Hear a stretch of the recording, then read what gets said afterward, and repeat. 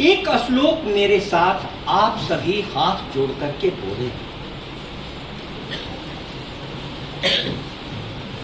जो भारतीय संस्कृति का बहुत महत्वपूर्ण श्लोक है और जो आज विश्व महिला दिवस के लिए बहुत प्रासंगिक है। पिता रक्षति कौमारे, पिता रक्षति कौमारे, भर्ता योने रक्षति, भर्ता योने रक्षति, वार्धक्ये पुत्र पौत्राश्च, वार्धके पुत्र पौत्राश्च, न स्त्री स्वातंत्र्यम् अर्हति, न स्त्री स्वातंत्र्यम् अर्हति। हरदेव जोशी राजकीय कन्या महाविद्यालय आज विश्व महिला दिवस का आयोजन कर रहा है और डिस्ट्रिक्ट जज राकेश जी की उपस्थिति में हमारे सभी महाविद्यालय के आदरणीय प्रोफेसरगण एवं प्रिय छात्राओं, आप सभी इस बात को समझें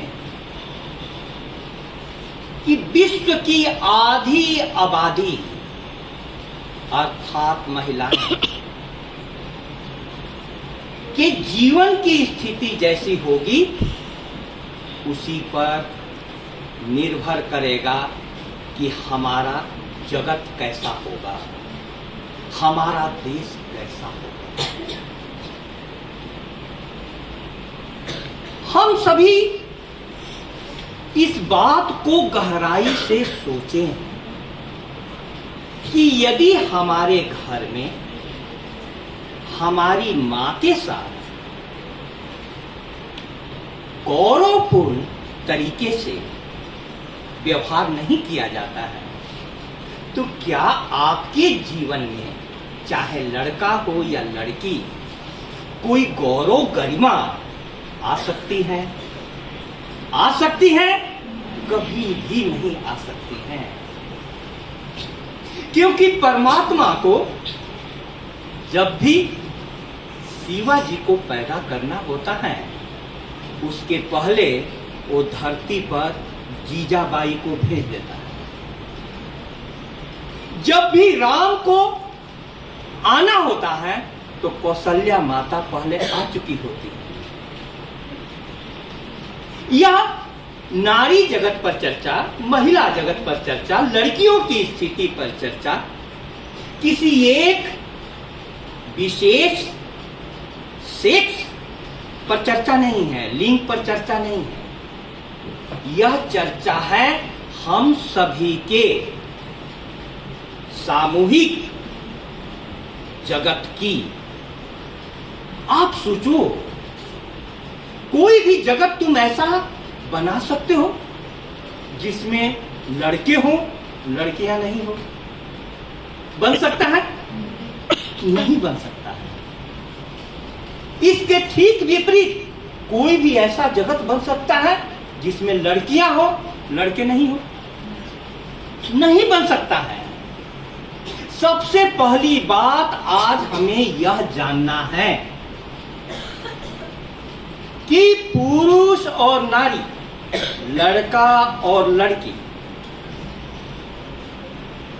एक दूसरे के परिपूरक हैं, कंप्लीमेंट्री टू ईच अदर। परिपूरक का मतलब क्या हुआ? परिपूरक का मतलब क्या हुआ? एक दो छोटे उदाहरण से समझना। तुम्हारा यदि भाई नहीं हो तो घर कितना सुना हो जाता है।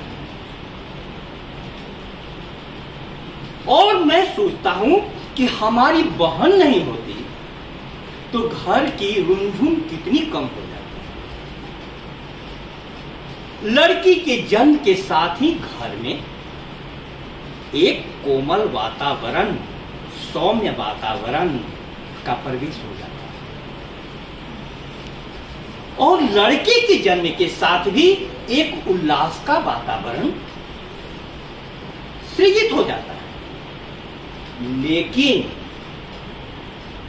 आपको जो मैंने श्लोक बताया वह श्लोक कहता है कि कुमारा अवस्था में, आप लोग कुमारियां हैं, इस अवस्था में पिता आपकी रक्षा करे, युवावस्था में पति आपकी रक्षा करे, और बूढ़ी हो जाने पर वृद्धावस्था में पुत्र और पौत्र आपकी रक्षा करें। अंतिम लाइन तो बहुत खतरनाक है। वह कहता है न स्त्री स्वातंत्र्यम अर्हति, स्त्री स्वतंत्रता के योग्य नहीं है। बताओ, आप बताओ, क्या यह लाइन आप लोगों को मान्य है? जोर से बोलो। नहीं तो हमारे किताब में क्यों पढ़ाई जाती है? इस पर प्रश्न तो उठाओगे? प्रश्न उठना चाहिए कि नहीं? मैंने इसीलिए आपको आवाज दिया कि एक क्लास आपको बहुत बदल सकता है।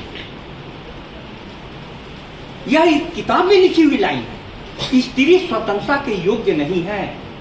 तुम लोग यहां से जिंदाबाद मुर्दाबाद करते हुए निकला, किस लाइन को निकाला जाए? कम से कम नहीं कर सकते हो तो इस पर तो विचार करो कि यह लाइन क्यों लिखी गई, कब लिखी गई, किसने लिखी, और इसकी छाया तुम लोगों पर आज भी पड़ती है कि नहीं? अधिकतर लड़कियां बोलती हैं कि मेरा भाई बोलता है कि कॉलेज में जाकर के तू बिगड़ जाएगी। अरे कॉलेज बिगड़ने के लिए है? कॉलेज तो तुम्हारी जिंदगी को संवारने के लिए है। कौन बोलता है कि कॉलेज में बिगड़ जाओगे? लेकिन मैं तुम्हें फिर से बता दूं, आप सभी स्वतंत्रता चाहती हैं। बहुत खराब लगता है बच्चा जब चलना नहीं जानता है तो माँ उंगली पकड़ती है, तब तो अच्छा लगता है। लेकिन ज्यों ही बच्चा चलना सीख गया तब माँ यदि उंगली देती है पकड़ाने के लिए, बच्चे को बहुत खराब लगता है, चाहे लड़का हो या लड़की। स्वतंत्रता की घोषणा है, हम पंछी उन्मुक्त गगन के, पिजड़बद्ध हो न गा पाएंगे, कनक तीलियों से टकराकर पुलकित पंख टूट जाएंगे। हम उन्मुक्त जगत के पक्षी हैं, तो क्या इस उन्मुक्त जगत के पक्षी सिर्फ लड़के हैं? लड़के बाहर जाते हैं तो माँ बाप उतने सवाल नहीं करते हैं, लेकिन आप लोग बाहर जाते हैं तो सवाल पर ही सवाल किए जाते हैं। आखिर क्या बात है? इस पर विचार करने के लिए हम लोग यहाँ पर हैं। मेरी बात आप तक पहुंच रही है? इस पर विचार करने के लिए आखिर स्त्रियों की स्वतंत्रता क्यों छीन ली गई, क्यों छीन ली गई, यह सोचने का दिवस आज है। अब देखो, गाड़ी के दो चक्कों की भांति पुरुष और नारी जीवन के इस चक्के को चला रहे हैं। पति पत्नी में जोरदार लड़ाई हो रही थी। एक धर्मोपदेशक गुजर रहे थे, बोले कि अरे आपस में मत लड़ो, तुम दोनों जीवन रूपी रथ के दो पहिए हो। पत्नी थी मोटी ताजी और पति जो था एकदम पतला दुबला। पति को आया गुस्सा कि हाँ ठीक है, हम दोनों चक्के हैं एक ही रथ के, लेकिन देखो तो ये पत्नी ट्रक का चक्का और मैं साइकिल का।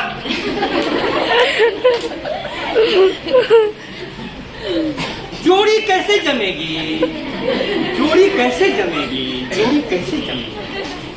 या तो मैंने आपको हंसाने के लिए बात कही।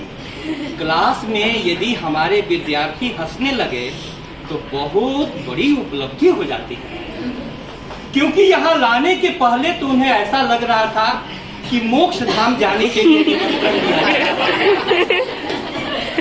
आप सोचो, लेकिन आज के बाद आपके हृदय में लगेगा कि इस टीचर की आवाज पर चलना चाहिए। अब मैंने कहा कि दोनों परिपूरक है। परिपूरक का मतलब क्या है, इसको मैं समझा दूं, तब सर को संविधान की में दिए गए अधिकारों पर बोलना थोड़ा आसान हो जाएगा। समझना, हमारे घर में हमारी बहन पढ़ने में हमसे भी तेज थी,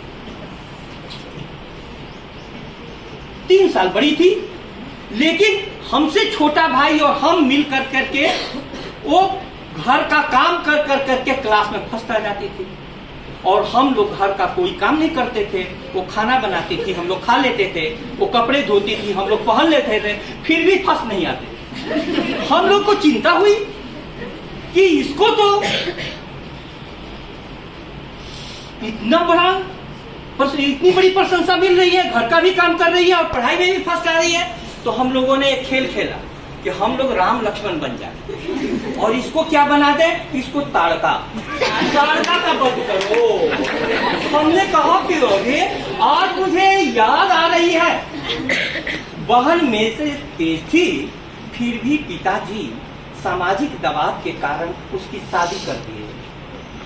आज वो बहन मुझसे लड़ती है कि आप 10 घंटा खेलने के बाद 10 साल तक प्रोफेसर बन गए, मैं रहती तो आपसे भी ऊपर पद पर जाती, मुझको पढ़ाया नहीं। मैंने कहा कि तुम्हारा प्रश्न एकदम जायज है, तुम में प्रतिभा ज्यादा थी हमसे, तुम में ज्यादा डिवोशन था, लेकिन फिर भी शादी कर दी गई कम उम्र में, उसके बच्चे हो गए, अन्य जिम्मेवारियां हो गई। आज मैं आप लोगों से पूछता हूं कि उसको यदि पढ़ाया जाता तो घर ज्यादा आगे बढ़ता, या नहीं पढ़ाया गया तब घर आगे जाता? पढ़ाया जाता तब। इसीलिए अब शादी की उम्र कितनी हो गई? 21। हाँ 21, 18 के फेरे में मत रहना, 18 बीता जा रहा है, चले बाहर। 21 वर्ष। हमारे ऋषि 25 वर्ष बोलते थे, 25 वर्ष तक ब्रह्मचर्य आश्रम। हाँ। अब मैं कहना चाहता हूं कि एक मैंने उदाहरण दिया घर में पिछली पीढ़ी का, जिसकी सोच थी कि लड़की पढ़ने में भी तेज है, तब पर भी शादी कर दो, ताकि पिता के हृदय से भार हट जाए। लड़की भार, ये सोच। अब मैं दूसरा उदाहरण देता हूं, सारे जीवन का उदाहरण दूंगा। हमारी पत्नी जो है वो घर में लड़ाई करती थी कि जितना भी काम करवाना है एक बार में करवा लो और बार बार काम के लिए मत करो, पढ़ने के समय में हमको किसी काम में मत लगाओ। तो माँ बाप बोलते थे कि अफसर ने कॉलेज खोल लिया, लेकिन उसके बावजूद भी वो पढ़ाई का काम आगे बढ़ाती गई। सबसे बड़ी बहन होने के कारण भाई बहनों में स्ट्रगल किया। अंत में उनका स्थिति यह हुआ कि घर पर रह करके पढ़ ही नहीं सकती हूं, तो जयपुर जाने के लिए उन्होंने फिलोसफी सब्जेक्ट चुन लिया। फिलोसफी तो भरतपुर में था नहीं, गांव में था नहीं, जयपुर जाने को मिलेगा। माँ बाप ने कहा कि तू तो हमारे लिए मर गई। अब बताओ, कोई पढ़ने के लिए जाए, लेकिन वही लड़की जब पढ़ जाती है, अच्छे पद पर पहुंच जाती है, तो पहले उन लोगों ने कहा कि 2 साल तेरे को देते हैं, 2 साल में जो करना है कर ले, नहीं तो शादी कर दी जाएगी। शादी इतनी बड़ी समस्या,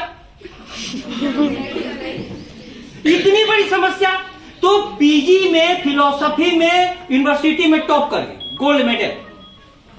लोगों ने कहा कि अब तो शादी कर ले। बोली कि गोल्ड मेडलिस्ट मैं बनी हूं शादी के लिए नहीं, नौकरी के लिए। आज वो पढ़ गई तो अपने सारे भाई बहनों को भी पढ़ाकर जगह पर पहुंचा दी। अब बताओ, एक तरफ कहां पर बहन को ताड़का बनाकर के वध किया जाता है, और दूसरी तरफ आपके घर में एक ऐसी लड़की आ जाए जो हर विषय पर प्रश्न उठाती है, हर आपके काम पर आपसे कई प्रकार के प्रश्न पूछेगी। उन प्रश्नों का उत्तर देना मुश्किल होता है, लेकिन मैं उन प्रश्नों को एक अवसर मानता हूं। सोचो जरा, सोचो सोचो, एक लड़की पढ़ जाएगी तो एक घर ही नहीं, दोनों घर में पढ़ाई का माहौल हो जाएगा। और आप देखो, यदि आप लड़की को अपने ऊपर डिपेंडेंट बना लेंगे, आश्रित बना लेंगे। हमारे घर में ऐसी महिलाएं हैं जिनको कहीं जाना है तो उनके साथ किसी को बॉडीगार्ड के रूप में भेजा जाता है। एक आदमी नियुक्त हो गया, अब आना है तो बॉडीगार्ड के रूप में आया जाता है। और दूसरी महिला ऐसी है कि 100 आदमियों को भी साथ में लेकर के चल दे, चलो कहां चलना है रास्ता दिखा दे। मैं बोल रहा हूं, आखिर शिक्षा क्या करती है? शिक्षा आपको आत्मनिर्भर बनाती है। शिक्षा आपको आत्मनिर्भर बनाएगी, आत्मनिर्भर। और आत्मा हम में भी है, आत्मा आप में भी है। यहां पर कहां अंतर है? 3 महीने के बाद पता चलता है कि लड़का है या लड़की। उसके पहले तो चेतना दोनों में है। इस चेतना की बात होनी चाहिए विश्व महिला दिवस पर। चेतना की बात, चेतना की बात। चेतना परम स्वतंत्र है।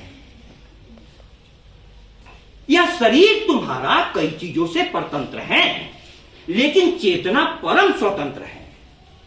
वह चेतना लड़के में हो या लड़की में, उसको जब तक स्वतंत्रता उपलब्ध नहीं होगी तब तक वो कभी तृप्त नहीं होगा, तृप्त नहीं होगा। लेकिन जब लड़की स्वयं सिर्फ अपने पढ़ाई के लिए लड़े और घर पूरी तरीके से उसका सहयोग नहीं करे तो क्या होगी? उसकी सारी शक्ति लड़ने में खर्च हो जाएगी, लड़ने में खर्च हो जाएगी। लेकिन इस परिवार ने, इस समाज ने मूल्य क्या बताया, क्या बनाया? न स्त्री स्वातंत्र्यम अर्हति, स्त्री स्वतंत्रता के योग्य नहीं है। तुम लोग आज सभा में घोषणा करो जोर से, हम जोर से स्वतंत्रता के योग्य हैं। लेकिन अब मैं दूसरी लाइन बताऊं कि स्वतंत्रता के योग्य वह होता है जो उत्तरदायित्व को उठाने के लिए तैयार रहता है। उत्तरदायित्व उठाओ, अपने जीवन में चुनौतियों को लो। आज हम लोगों ने कैसी दुनिया बनाई कि लड़की ने देख रास्ते को दूसरी ओर मोड़ लिया, लड़की ने देख रास्ते को दूसरी ओर मोड़ लिया। लड़कों पर विश्वास न जाने क्यों छोड़ दिया। तुमको रास्ते पर जाना है, कुछ लड़के खड़े मिले, शाम हो रही है तो तुम चाहोगे कि दूसरे रास्ते से जाए। ऐसा फील करती हो? ऐसा क्यों? क्यों? क्योंकि लड़कों को लड़कियां एक आदमी के रूप में नहीं, एक इंसान के रूप में नहीं, एक जानवर के रूप में देखना शुरू करती है। जिस जगह पर आदमी हो तुमको और सुरक्षित होना चाहिए, लेकिन आज लड़कियां उस जगह पर असुरक्षित हैं जहां तथाकथित इंसान नामक जानवर है, इंसान नामक जानवर है। आखिर क्या हुआ? आखिर क्या हुआ? मैं तुम्हें इतना ही कहना चाहता हूं कि इस पूरे परिवार को बताओ। हम लोग इस महाविद्यालय में सोचे, प्रमोद सर के भी पत्नी नौकरी करने जाती हैं। इसके बाद हम लोग देखते हैं कि लड़कियां दोहरा दायित्व निभा रही हैं। मैडम कॉलेज में भी पढ़ा रही है और घर का भी सारा काम कर रही है।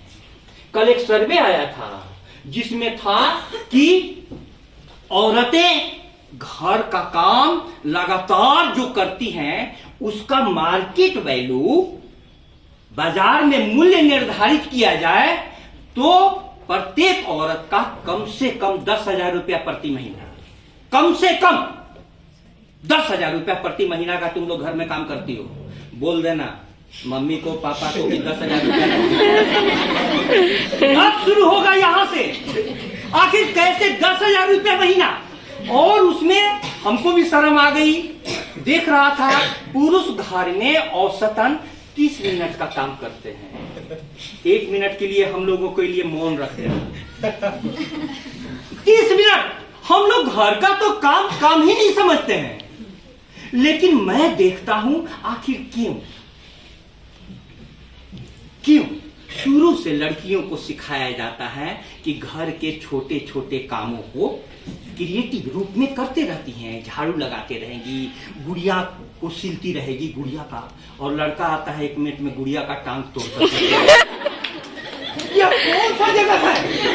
अरे तुमको गुड़िया, ये तो समझना चाहिए था कि बहन ने कितनी प्रेम से गुड़िया को ये किया है, तैयार किया है, और तुम आए, मम्मी ने तुमको थप्पड़ मारा तुम्हारी बदमाशी के लिए, और तुम गुड़िया का टांग तोड़ करके फेंक दिया।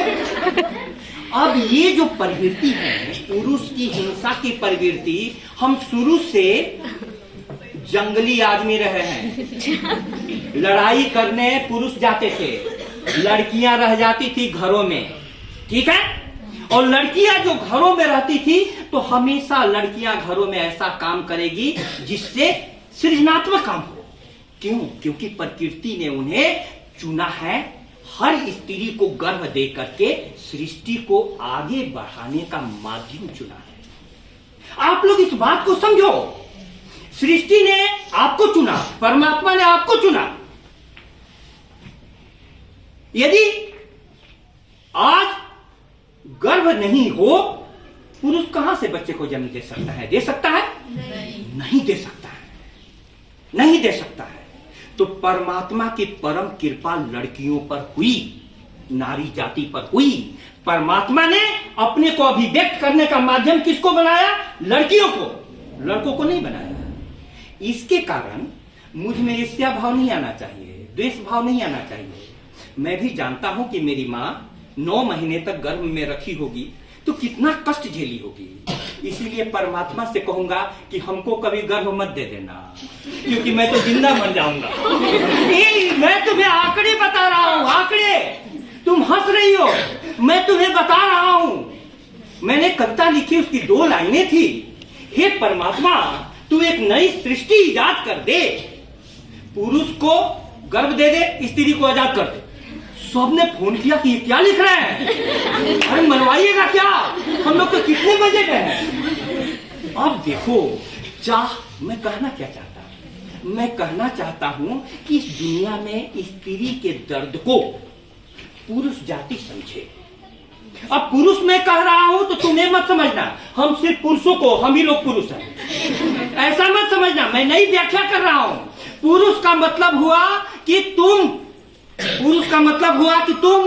अभी समझो कि पुरुष और स्त्री तत्व दोनों में है, तुम में भी है, हम में भी है।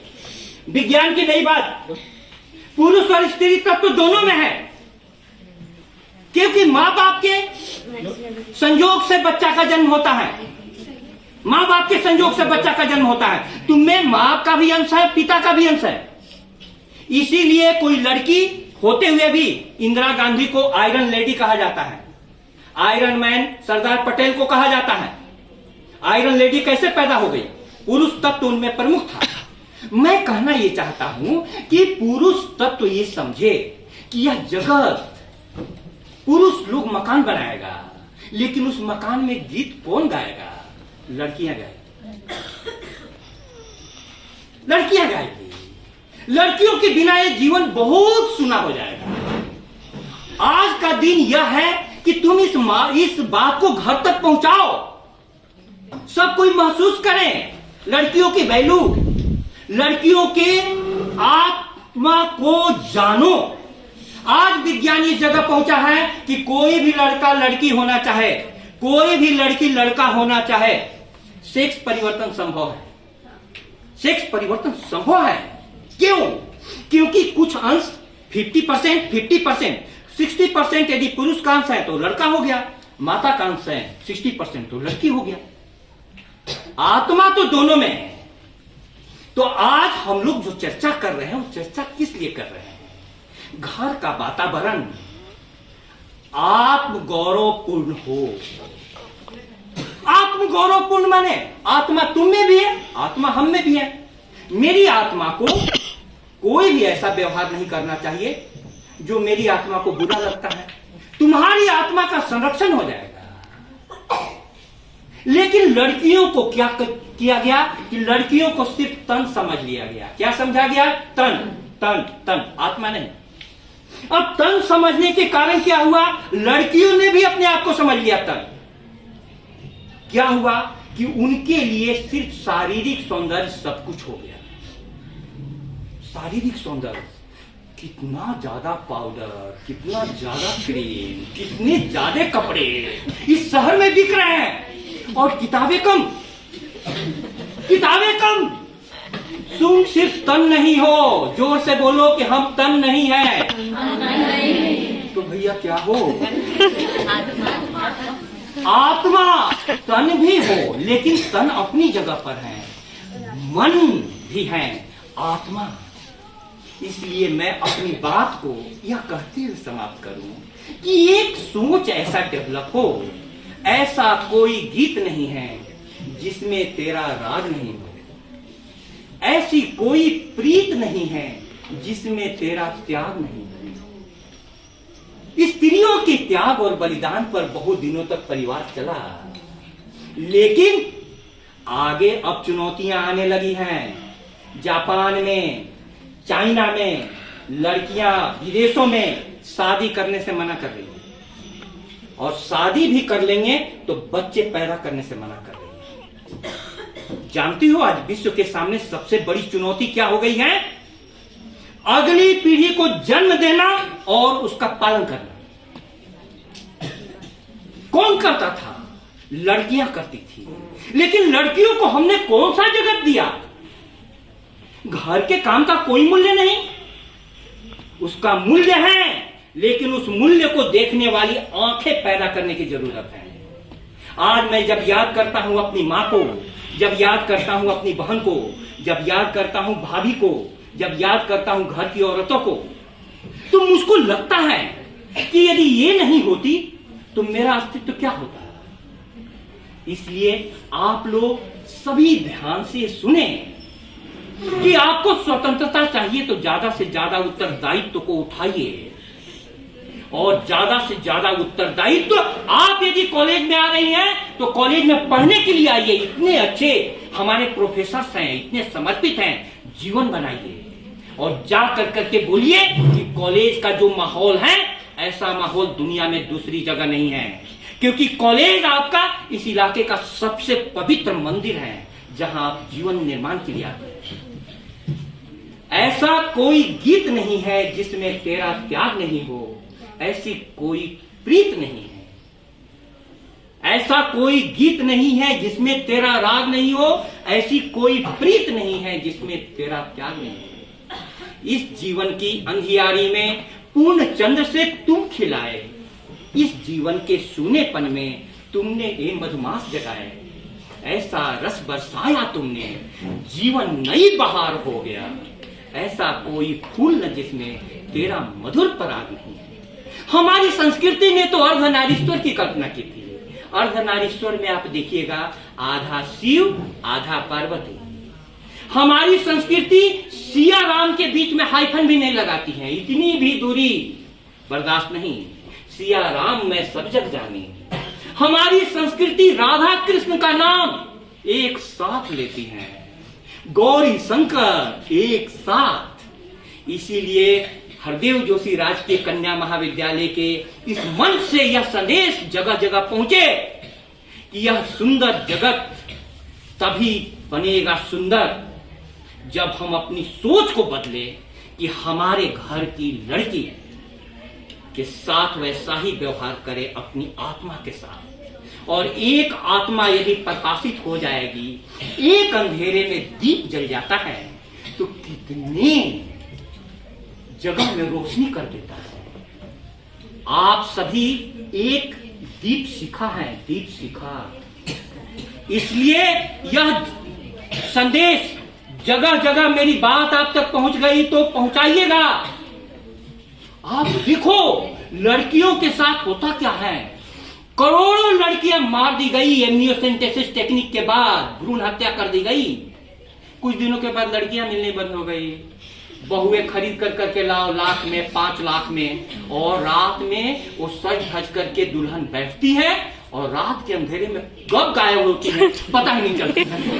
सुबह में दूल्हा खड़ा है, दूल्हे के परिवार वाले खड़े हैं और दुल्हन गायब। दूसरे दिन न्यूज में आता है लुटेरी दुल्हन। अरे लुटेरी दुल्हन किसने बनाया? किसने बनाया? समाज ने बनाया। इसलिए घर पर जाकर के आवाज देना कि सर ने यह संदेश दिया है कि वो दिन बीत गए जब लड़कियों को जन्म लेने से रोका जाता था। आज तो यह प्रार्थना की जा रही है कि कुछ दिनों के बाद यह होगी कि लड़कियों के जन्म के बिना यह सृष्टि नहीं बचेगी। अपना दिमाग मत लगाओ, मस्तिष्क मत लगाओ। परमात्मा ने इस जगत में मस्तिष्क दिया है तो हृदय भी दिया है। मस्तिष्क प्रधान पुरुष होता है, हृदय प्रधान स्त्री होती है। एक छोटी सी घटना सुना करके, एक लड़के को किसी लड़के से प्रेम हुआ। लड़की ने कहा कि तुम मेरे लिए क्या कर सकते हो? तो लड़के ने कहा तू जो कहे वो कर दो। लड़की को भी लगा कि अच्छा देख लूं तेरा भी टेस्ट करके, तू अपनी माँ का कलेजा मेरे लिए ला सकता है। लड़का तो था सिर्फ यहाँ मस्तिष्क, वो गया माँ का कलेजा काट करके ला दिया। अब माँ का कलेजा ला दिया। लड़की तो सोची कि अरे ये तो गजब मूढ़ निकला, जो माँ का कलेजा ला देगा मेरा कलेजा कितने दिनों तक रहने देगा। लड़की बेचारी भागी तो लड़का भागा और उस कलेजे से पैर टकरा गया। कलेजे से आवाज आई कि बेटा तुझे चोट तो नहीं लगी? ये है माँ का दिल, ये है औरत का दिल। परमात्मा करे कि ऐसा हृदय प्रधान दुनिया हो। मस्तिष्क की जरूरत है, सामान के साथ मस्तिष्क लगाओ। जब फ्रिज खरीदना हो, जब टीवी खरीदना हो, जब कपड़े खरीदना हो तब दिमाग लगाओ। लेकिन जब इंसान से रिश्ता बनाना हो, शादी करनी हो, तो कभी भी दिमाग मत लगाना, दिल लगाना। दिल दिल दिल। बहुत बहुत धन्यवाद।